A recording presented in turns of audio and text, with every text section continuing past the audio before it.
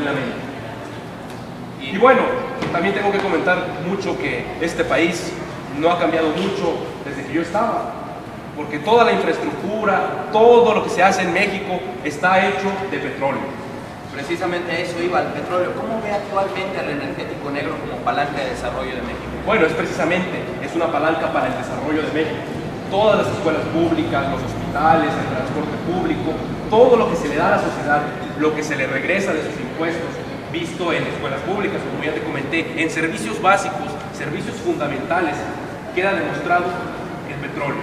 El petróleo, lo leía, actualmente ocupa el 40% del presupuesto público.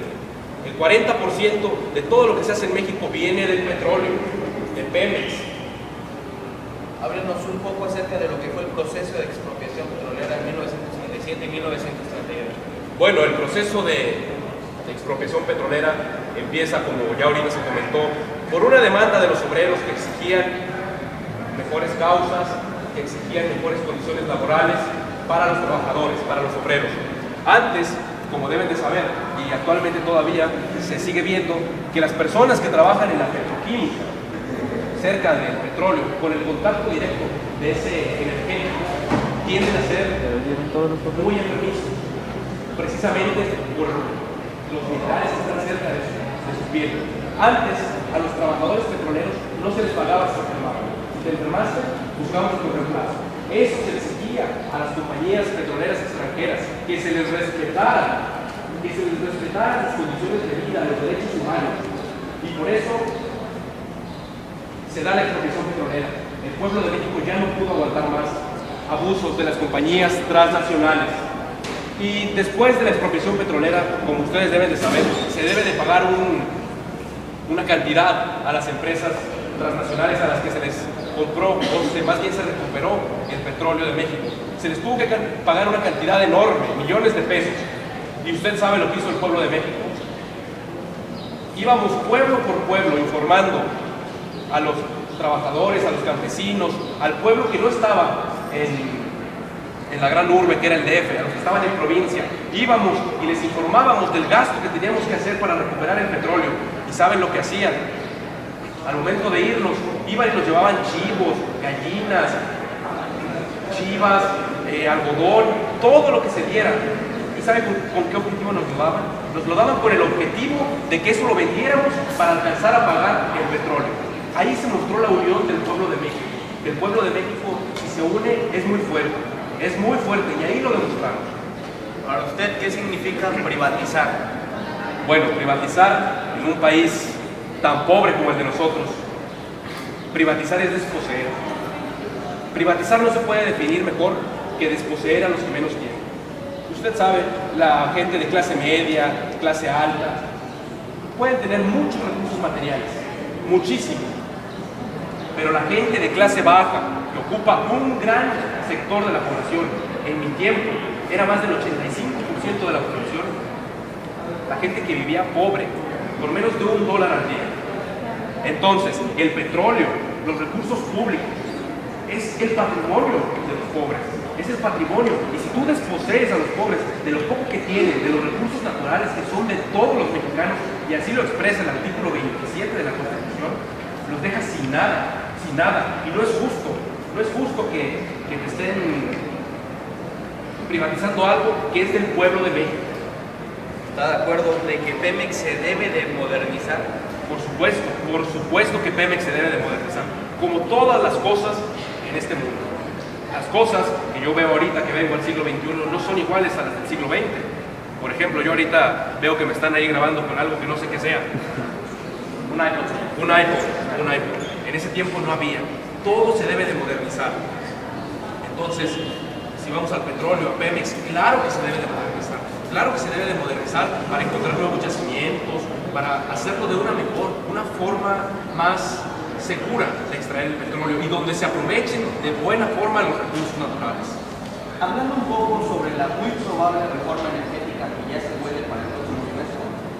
Bueno, la reforma energética mucho se ha manejado otra vez, la reforma energética con el fin de modernizar Pemex, pero la reforma energética no incluye que la mayoría de los mexicanos no saben, como por ejemplo que de las ganancias totales de Pemex, a Pemex se le quita el 56% de sus ganancias para que lo paguen como impuesto.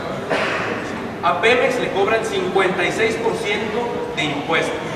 ¿Es eso justo que se le quite tanto a Pemex? Y las empresas de medios de comunicación, de las televisoras, de otro tipo de empresas pagan mucho menos. Los cementos pagan mucho menos de un recurso que es del pueblo. Entonces, el 56%, si le quitas el 56% a Pemex, no le dejas espacio para que se modernice. Dicen que no es privatizar, sino solamente modernizar. No, claro que es privatizar. Claro que es privatizar. La reforma energética incluye la inversión extranjera en Pemex. ¿Y eso qué va a significar? Que se comparta la renta.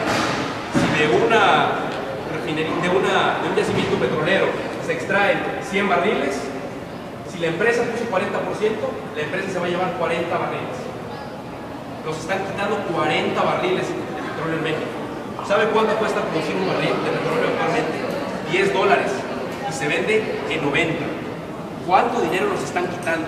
Si se comparte la renta, pues obviamente no va a ser como el petróleo de Estados Unidos, que vas a las gasolinerías y tiene diferentes marcas. No lo necesitan hacer, simplemente van a compartir la renta, van a decir mitad y mitad. Eso no es justo para el pueblo de México. ¿Qué le toca a la nueva generación en su rol como ciudadano? A la nueva generación, como ciudadanos, les toca estar informados, prepararse, sentir. Yo creo que un joven no puede ser joven si en su sangre, en sus venas, no brota el sentimiento de indignación.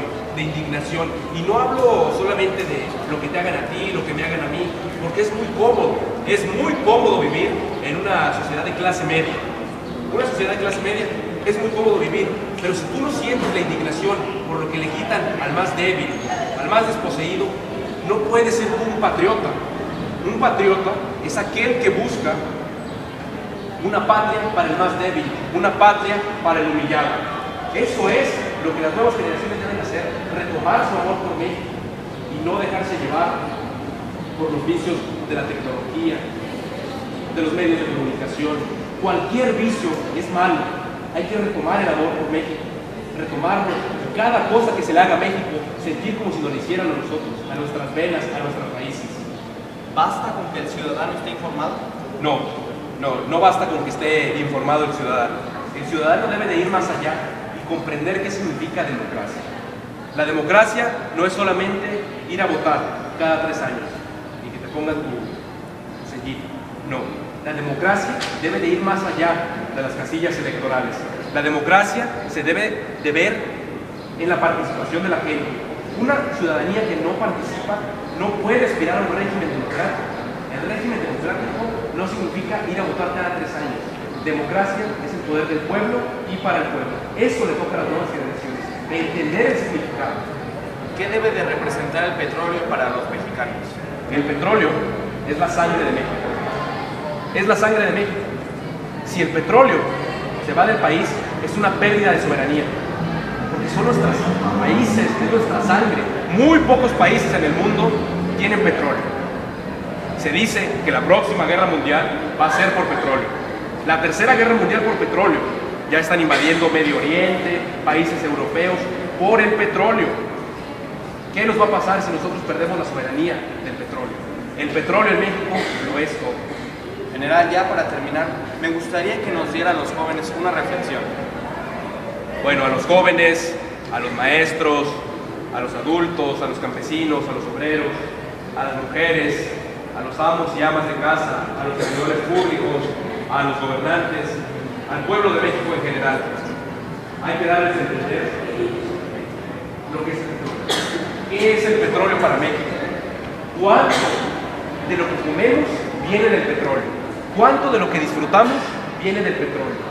Son los recursos naturales, la teoría de la fisiocracia, el poder de la tierra, el poder de la naturaleza.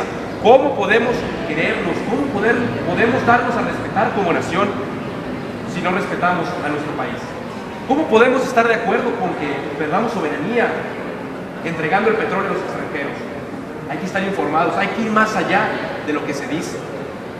porque los medios de comunicación, la tecnología, el internet, es muy bueno, siempre y cuando no se pierda las raíces mexicanas, el conocimiento, el amor por la historia, porque la historia no significa nada más conocer quién dio el grito de independencia, quién expropió los petróleos, no, esas son cosas básicas. La historia debe de servir para comparar el pasado y no volver a caer en lo mismo,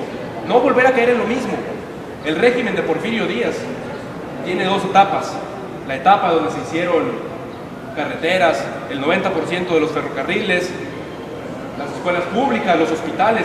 ¡Wow! Ese era México de Porfirio Díaz. Entregó el petróleo y ¿cómo terminó el régimen de Porfirio Díaz? Se fue para abajo. El petróleo es para México, como ya lo dije, sus venas, su sangre, su corazón. Es lo máximo que México debe de cuidar. Es una hermosura el petróleo. Sin petróleo no vamos a tener progreso. Muchas gracias por sus palabras, general. Un fuerte aplauso para el general.